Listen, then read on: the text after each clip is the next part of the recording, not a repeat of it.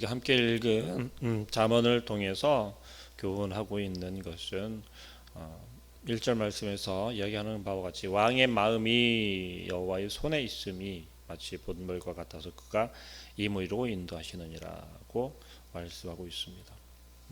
왕이 모든 것을 자기 마음대로 할 수 있을 것처럼 하는 것처럼 보여지지만 사실은 그 왕의 마음을 움직이는 것이 여호와 하나님 한 분이시라는 것을 오늘 잠언은 교훈하면서 시작하고 있습니다.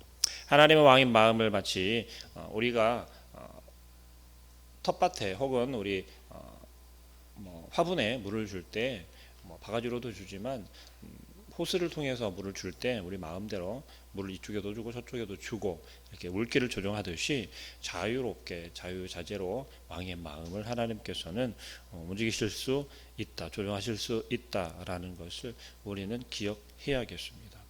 우리 세상에서 내 주관대로 내 소신대로 우리는 우리의 어떤 능력이나 지식이나 그러한 것들을 우리의 능력으로 이렇게 나타내고 드러내며 살아간다라고 생각할 때가 많이 있습니다. 내가 많이 배웠고, 많이 습득했고, 내가 많이 경험하였고 그런 것들을 통해서 우리의 삶에서 내가 살아가고 또 우리의 삶을 잘 나아갈 수 있게 헤쳐나아갈 수 있게 활용한다라고 생각할 때가 많이 있을 것입니다. 그러나 성경에서 교훈하고 있는 것은 하나님께서 우리의 마음 가운데 또 우리를 통하여서 우리의 삶을 통해서 그것을 습득할 수 있게 하시고 또 깨닫게 하시고 그것을 통하여서 우리의 삶을 살아갈 수 있도록 인도하신다라고 하는 것을 우리는 기억해야 할 줄로 믿습니다. 또 사람을 두려워하여서 우리의 마음 가운데 신앙심을 양보하는 일이 없어야 하겠습니다. 사람을 두려워하고 살아가게 된다면 그것은 비록 지금 현재 당장은 내가 내 생명을 보존하고 내 위치를 지켜내고 또 내 삶을 보존시키고 내 가정을 지키는 것처럼 보여질지라도 그것은 곧 죽음에 이르는 것임을 우리는 또 기억해야 하겠습니다. 하나님의 주권이라고 하는 것이 오늘 30절 31절에 보면 지혜로도 못하고 명철로도 못하고 모략으로도 여호와를 당하지 못한다고 가르치고 있습니다. 또 31절 말씀에서 이야기하는 바와 마찬가지로 싸울 날을 위하여 마병을 예비하거니와 이김은 여호와께 있다라고 역시 교훈하고 있습니다. 우리 모든 성경에서 이야기하고 있는 역사의 과정들 속에서 악한 자들이 악이 이기는 것처럼 보여질 수도 있습니다. 또 실제로 우리가 살아온 대한민국이라고 하는 온 세계라고 하는 이 지구라고 하는 그 역사, 지난 역사, 과거들을 쭉 돌이켜 볼 때 꼭 악이 이긴 것처럼 하나님을 모르는 자들이 승리한 것처럼 잘 되어진 것처럼 보여지고 또 역사적으로 쓰여져 있는 것들을 우리는 볼 수 있습니다. 그러나 그 모든 것들 역시도 하나님을 모르고 악한 자들이 악이 이긴 것처럼 보여지지만 결국은 그것이 악이 이김이 아니라 하나님께 달려 있다라는 것을 우리는 오늘 잠언을 통하여서 또 깨달아 알게 됩니다. 더불어 하나님께서 오늘 잠언을 통해서 우리에게 말씀하시는 건 우리의 모든 생사 화복을 주장하시는 분이 오직 하나님 한 분이다라는 것을 오늘 말씀을 통하여서 교훈합니다. 자, 2절 말씀입니다. 사람의 행위가 자기 보기에는 모두 정직하여도 여호와는 마음을 감찰하신다라고 우리에게 교훈합니다.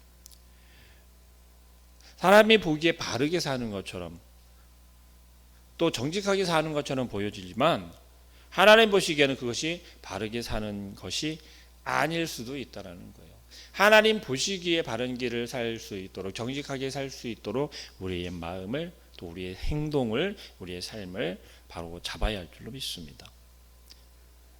자기 자신 스스로나 혹은 많은 사람들을 우리는 너 정말 정직하게 사는구나 우리 법 없이도 살겠다라고 그렇게 표현하는 사람들이 종종 있지 않습니까? 근데 그것은 성경에서 이야기하는 바는 뭐라고 표현하고 있냐면 그 속에 하나님이 없다면 하나님께서 인도하시고 살지 못한다면 그것은 자기 만족에 합당하게 살아가는 것이다 라고 표현하고 있습니다.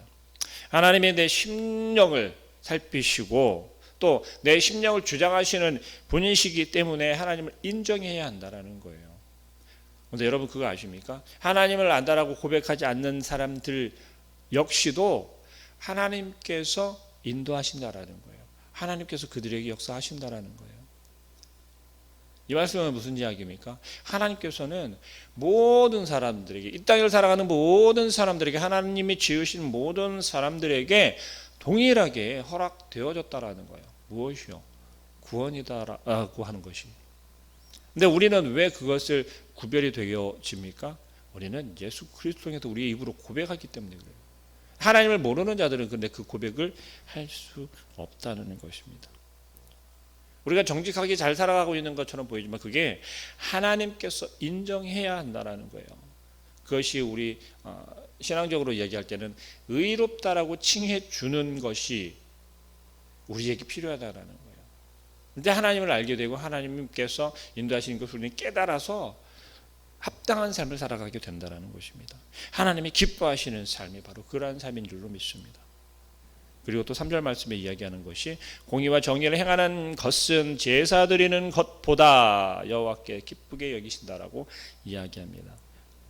우리의 예배가 합당한 예배가 되지 아니한다면 그것은 하나님께서 받으시는 예배가 아니라는 거죠. 하나님께서 기뻐하시는 모습이 아니라는 것입니다. 오히려 합당한 예배를 드리지 못한다면 하나님께서 기뻐하시는 삶이 훨씬 더 하나님이 받으신다라는 것, 인정하신다라고 오늘 3절 말씀에서는 이야기합니다.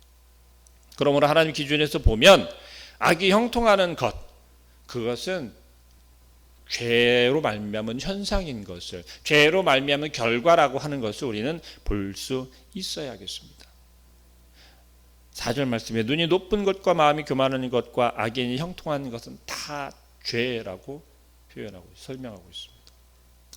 우리는 많이 부러워합니다. 하나님을 모르고 하나님을 대적하는 그들의 삶이, 그들의 모습이 형통한 듯 보여지고 잘 되어지는 것처럼 보여질 때가 많아요.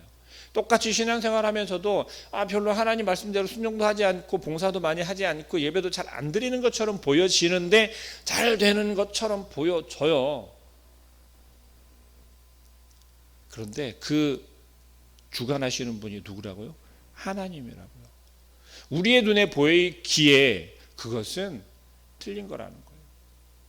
하나님이 보시기에 우리가 보기에 부족해 보여도 그러면 그것은 하나님께서 필요하시고 또 하나님께서 그렇게 인도하시는 거라는 걸 우리는 볼 수 있어야겠습니다. 근데 결국 그것을 정의롭게 심판하시는 분은 하나님이라는 것을 우리가 5절 이하 말씀에서 여러 차례 반복적으로 이야기합니다. 부지런한 자의 경영은 풍부함에 이를 것이나 조급한 자는 궁핍에 따른다라고 이야기합니다. 또 죄를 크게 범한 자에게는 심히 구부러지고 깨끗한 자에게는 곧게 되어진다라고 이야기합니다. 악인의 마음은 남의 재앙을 원하지만 이것도 그 앞에 은혜를 갚지 못하고 귀를 막고 가난한 자가 부르짖는 소리를 듣지 아니하면 자기가 부르짖을 때도 들을 자가 없다라고. 가난한 자를 돌보지 아니하면 이렇게 똑같이 된다라는 거예요. 정의를 행하는 것이 의인에게는 즐거움이지만 죄인에게는 패망이라고 교훈합니다. 18절 말씀. 악인은 악인의 족전이 되고 사악한 자는 정직한 자의 대신이 되느니라. 성경에서 오늘 잠언에서 교훈하는 것은 바로 이런 것입니다. 우리가 모든 삶을 내가 잘 털을 닦고 내가 잘 준비하고 또 내가 잘 경험한 것들 또한 이룬 것들 그런 것들이 바탕이 되어져서 내 자손들에게 다 이제 물려주어야지. 근데 그러한 것들을 물려주는 것이 하나님 보시기에 합당한 것일까요? 라는 것을 우리는 생각해 보아야 합니다. 정말로 우리 자손들에게 후손들에게 보여주고 물려주어야 하는 것은 바로 신앙의 본인 줄로 믿습니다. 주님께서 이 땅에 오셔서 우리에게 보여주신 모범이 바로 그런 것이잖아요. 하나님 말씀에 순종하는 그 삶이고 어떻게 해야 구원받는다라고 하는 것을 예수 그리스도는 몸소 이 땅에 오셔서 보여주신 모범이 되시는 것입니다. 그래서 그리스도인은 어떻게 살아야 하겠습니까? 하나님의 백성이라고 자칭하는 우리 크리스찬들은 어떻게 살아야겠습니까? 우리가 함께 읽은 말씀에서 이야기하는 것처럼 13절 말씀에서처럼 가난한 자가 부르는 소리를 듣고 외면하지 말아야 하겠습니다. 귀를 막는 자들은 심판 아래 자기들의 부르짖음을 들을 수 없다라고 이야기하고 있습니다. 또 15절에서 이야기하는 바와 같이 의인이 정의를 행하는 것은 억지가 아니라 즐거움이 되어야 한다라고 이야기하는 거예요. 우리의 성품의 변화가 그 모습을 통하여서, 그 행실을 통하여서, 그 행위를 통하여서 나타나게 되어지는 것입니다. 하나님의 뜻을 행하는 것이고 또 하나님의 성품을 우리의 삶, 여러분들의 삶을 통해서 드러나게 되는 것이기에 그것이, 그 구제가 곧 기쁨이 되어진다라는 것입니다. 정의가 기쁨이 되어진다라는 것입니다. 불의를 행치 않는 것이 기쁨이 되어진다는 것이에요. 또 악인은 종일 무엇을 더 얻을까 탐하고 살지만, 호시탐탐 노리면서 살지만, 의인은 있는 것을 남을 돕는데 인색하지 않고 베풀 줄 안다라고 26절 말씀에서 이야기하고 있습니다. 우리가 또 이야기할 수 있는 것은 악인은 얼굴이 두꺼워지고 뻔뻔해지지만 정직한 자는 행동을 삼가할 줄 안다고 29절에서 또 교훈하고 있습니다. 경건하여서 하나님을 경외하는 삶은 부끄러움을 알고 그 부끄러움 때문에 또 울 줄도 아는 그러한 마음, 또 그러한 것을 경험한 사람, 그것이 곧 하나님을 경외하는 사람이다라고 또 교훈하고 있습니다. 하나님께서는 이러한 사람을, 이러한 자들을 찾으시고 또 기뻐하시는 줄을 믿습니다. 또 반복적으로 이야기하고 있는 것은 여인에 대한 이야기를, 아내에 대한 이야기를 교훈하고 있습니다.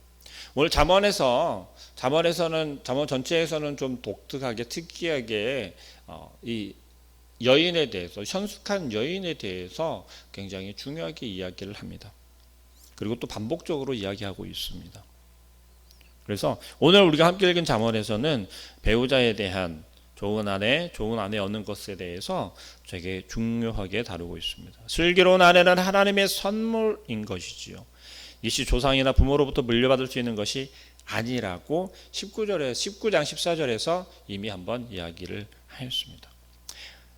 오늘 잠언에서 이야기하는 것은 다투는 여인과 함께 부유하게 큰 집에 사는 것보다는 움막에서 혼자 사는 게 낫다라고 오히려 이야기를 합니다. 얼마나 다툼이, 또 여인과 다툼이, 그 여인으로 인해서 다툼이 되어지는 것이 좋지 않다라는 것을 오늘은 잠언하고 있습니다. 또 광야에 사는 것이, 혼자 사는 것이 더 낫다고. 왜요? 다투는 여인과 사는 것보다 광야에 혼자 사는 게 낫다라고 19절 말씀에도 또 이야기하는 거예요. 다툼에 성내는 여인과 함께 사는 것보다 광야에서 사는 것이 나으니라. 이혼을 주장하거나 또 허용하는 그러한 말씀이 아닌 것이에요. 결혼의 중요성은 우리가 얼마나 신중하게 배우자를 선택해야 하는지를 강조하고 또 그것을 위해서 하나님께 구해야 한다라는 것을 교훈하고 있습니다. 이미 오랜 시간 결혼 생활을 하여서 가정을 꾸리고 자녀들을 보았고 손주까지도 본 우리 많은 어르신들, 권사님들, 또 집사님들 계시지만 저 역시도 결혼을 좀 늦게 해서 결혼 생활을 하고 있다 보니까 얼마나 중요한지를 새삼 깨닫게 됩니다. 혼자 있을 때와 내가 혼자 살아갈 때와 분명히 다르다라는 것도 분명히 깨달아 알게 되어집니다. 왕의 마음을 움직이는 하나님께서는 당연히 하나님께 내가 장차 함께 할 배우자를, 이미 또 함께 하고 있는 그 배우자를 위해서 그의 마음도, 만약에 성경에서 이야기하는 바처럼 다툼을 자꾸 조장하고 다툼이 되어지는 그러한 배우자와 함께 살고 있다면, 나는 그런 사람들과 교제하고 있다면 하나님께 구해야 하겠습니다. 그의 마음을 움직여달라고, 그의 마음을 현숙한 여인으로, 부드러운 여인으로 바꿔달라고, 변화시켜달라고 하나님께 구해야 할 줄로 믿습니다. 오늘 성경에서 교훈하고 있는 것, 오늘 잠언이 교훈하고 있는 것은 바로 우리의 실생활 삶 속에서, 우리의 삶 속에서 내가 지금 함께하고 있는 가정 혹은 나의 생활에서 내가 지금 이루어내고 있는 것들, 그러한 것들의 주인은 누구냐면 바로 하나님이다라는 것을 교훈하고 있습니다. 또 우리의 모습을 통해서 우리가 하는 선행이나 또 우리가 생각하고 있는 정의나 혹은 또 우리가 지켜내려 하고 있는 가정이나 그 모든 생활 속에서 정말 우리가 중요하게 생각하고 기억해야 할 것은 하나님이 기뻐하시는 모습, 삶이 무엇인지에 대해서 우리는 집중할 수 있어야 하고 또 그러한 삶을 살아갈 수 있어야 할 줄로 믿습니다.